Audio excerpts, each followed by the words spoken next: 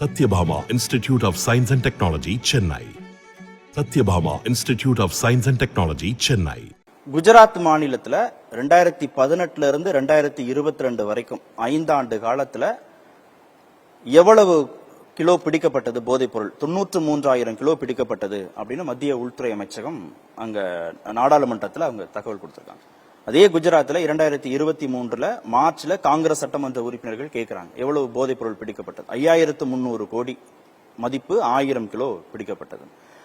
அதானியோட போர்ட்ல 2021 செப்டம்பர் மாதம் 21,000 கோடி மதிப்பு 3000 கிலோ போதைப் பொருள் பிடிக்கப்பட்டது. 22 மேல 500 கோடி, ஜூலைல 375 கோடி. இப்படி ஒரு மாநிலத்துல கிட்டத்தட்ட பல ஆயிரம் கோடி ரூபாய் அளவுக்கு மதிப்புள்ள போதைப் பொருள் பிடிக்கப்படுது.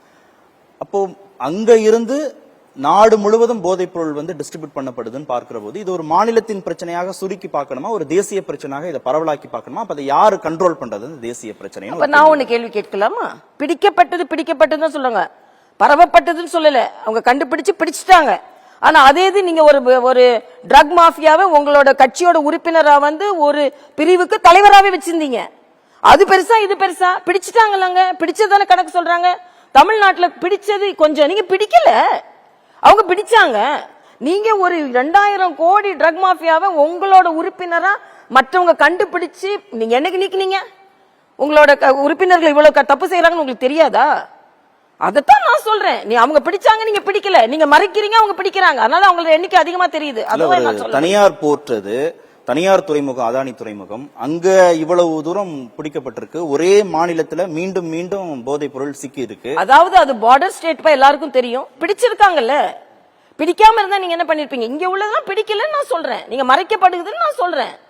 அதைத்தான் என்னோட கணக்கா நான் சொல்ல முடியும். இல்ல, இது ஒரு மாநில நிர்வாகத்தோடு தொடர்புபடுத்தி நீங்க சொல்றீங்க, ஒரு கட்சியில இருக்கக்கூடியவங்களோட தொடர்புபடுத்தி நீங்க சொல்றீங்கன்னு உங்க மேல விமர்சனம். திமுகவுக்கு இதுல தொடர்பு விமர்சனம். நான் என்ன சொல்றேன், விமர்சிக்கிறீங்க. சாதிக் இருந்தாரா இல்லையா? ட்ரக் மாஃபியாவா இல்லையா? திமுக உறுப்பினரா இருந்தாரா இல்லையா? ஒரு பிரிவுக்கு தலைவரா இருந்தாரா இல்லையா? பதில் சொல்லுங்க, அப்புறம் நான் பதில் சொல்றேன். இதெல்லாம் எவிடன்ட் தானப்பா. பட்டவர்த்தனமா தெரிகிறது இல்லைன்னு சொன்னா எப்படி? அப்ப அங்க எது நடந்தாலும் ஒண்ணும் இல்ல, குஜராத்ல எது நடந்தாலும் பாண்டிச்சேரி நடந்தாலும் உடனே எல்லாம் தப்பு. இந்தியாவிலேயே அதிகமாக குஜராத்ல போதைப் பொருள் பிடிபடுது. போதைப் பொருளை பயன்படுத்தக்கூடிய மாநிலமாக தமிழ்நாடு 20வது இடத்துல இருக்கு. ஆனா அந்த மாநிலத்தின் மீது இவ்வளவு விமர்சனங்கள் வைக்கப்படுது. 20வது இருக்கு இல்ல. சரி, அதெல்லாம் விட்டுருங்கப்பா.